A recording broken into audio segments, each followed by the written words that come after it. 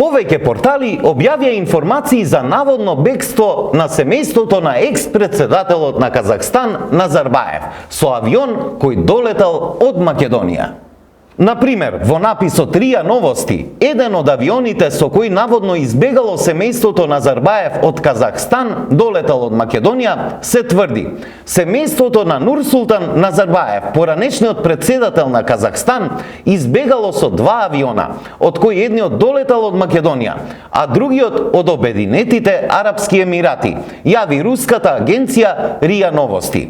Агенцијата не добила потврда на информацијата дека авионите, кои наводно биле во собственост на Назарбаев, слетале на аеродромот во Бишкек, главниот град на Киргистан.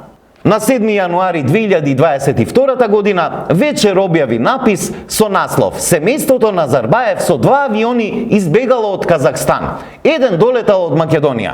Иако аеродромот во главниот град на Киргистан, Бишкек, нема информации за слетувањето на леталото на семејството на првиот председател на Казахстан, Нурсултан Назарбаев, како што пренесува РИА Новости, претходно голем број медиуми објавија дека на меѓународниот аеродром Манас слетале 2 приватни авиони, кои наводно му припаѓаат на семејството Назарбаев. Но овие дезинформации беа демантирани и од Агенцијата за цивилно воздухопловство и од Министерството за внатрешни работи. Во написот не е точно дека авион на екс-председателот на Казахстан Назарбаев слетал од Македонија во Киргистан, вели Агенцијата за цивилно воздухопловство, се објаснува дека авионот нема никаква врска со Казахстан, екс-председателот Назарбаев и евентуалното негово пребегнување.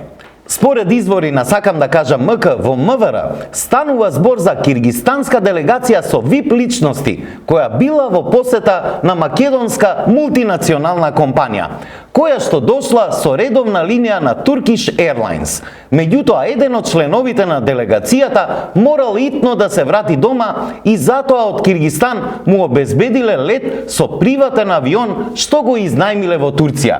Другите членови на делегацијата останале, пишува порталот СДК. Ова е уште еден пример дека одредени медиуми треба да научат да прават разлика помеѓу проверени и непроверени информации, а и помеѓу Киргистан и Казахстан, за да не останат со кратки нозе.